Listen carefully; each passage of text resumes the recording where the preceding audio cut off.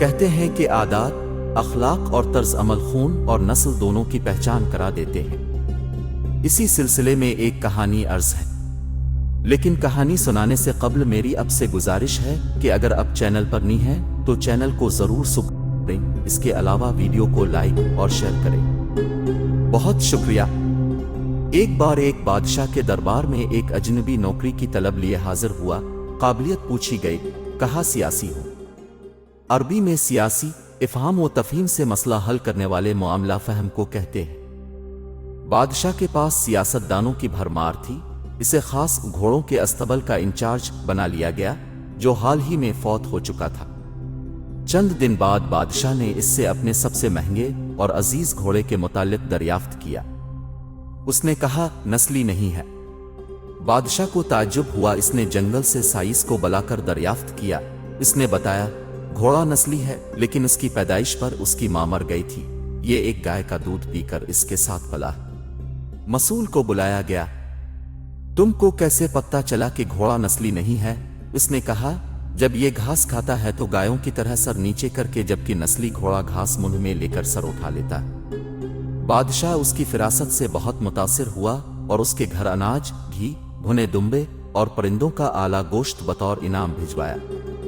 اس کے ساتھ ساتھ اسے ملکہ کے محل میں تعینات کر دیا۔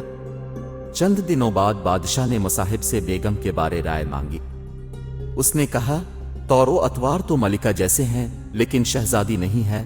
بادشاہ کے پیروں تلے سے زمین نکل گئی۔ اس نے فوراً ساس کو بلا بھیجا، معاملہ اس کے گوش گزار کیا۔ ساس نے تصدیق کر دی۔ اس نے کہا کہ حقیقت یہ ہے تمہارے باپ نے میرے خاوند سے ہماری بیٹی کی پیدائش پر ہی رشتہ مانگ لیا تھا، لیکن ہماری بیٹی 6 ماہ کی عمر میں ہی فوت ہو گئی تھی۔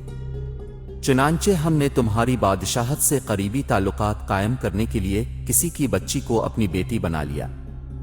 بادشاہ نے مصاحب سے دریافت کیا کہ اسے ملکہ کے شہزادی نہ ہونے کا کیسے علم ہوا، تو اس نے کہا کہ ملکہ کا خادموں کے ساتھ سلوک جاہلوں سے بھی بدتر ہے، شہزادیاں ایسے سلوک نہیں کیا کرتی۔ بادشاہ اس کی فراست سے خاصا متاثر ہوا۔ ایک بار پھر سے بہت سا اناج اور بھیڑ بکریاں اسے بطور انعام دیں اور اسے اپنے دربار میں متعین کر دیا۔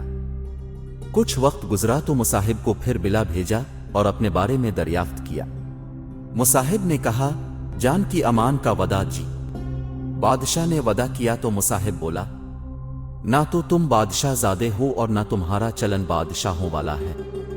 بادشاہ کو تاؤ آیا مگر جان کی امان دے چکا تھا۔ سیدھا والدہ کے محل پہنچا۔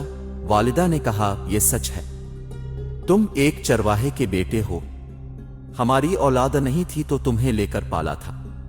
بادشاہ نے مصاحب کو بلایا اور پوچھا کہ اسے کیسے معلوم ہوا۔ اس نے کہا کہ اے بادشاہ جب کسی کو انعام و اکرام دیا کرتے ہیں تو ہیرے، موتی اور جواہرات کی شکل میں دیتے ہیں، لیکن اب بھیڑ، بکریاں اور دیگر کھانے کی چیزیں عنایت کرتے ہیں۔ یہ اسلوب بادشاہ زادے کا نہیں ہوتا بلکہ کسی چرواہے کے بیٹے کا ہی ہو سکتا ہے۔ لہٰذا دوستو ہمیں بھی اپنی عادتوں پہ ایک بار نظر ڈالنی چاہیے کہ خدا نخواستہ ہم میں تو ایسی عادتیں موجود نہیں جو ہماری شخصیت کے سیاہ پہلوؤں کو اجاگر کر رہی ہیں۔ اللہ اب سب کا حامی و ناصر ہو، آمین ثم آمین۔ کہانی پسند ہو تو چینل کو اور ویڈیو کو لائک اور شیئر کر کے حوصلہ افزائی کریں۔ بہت شکریہ۔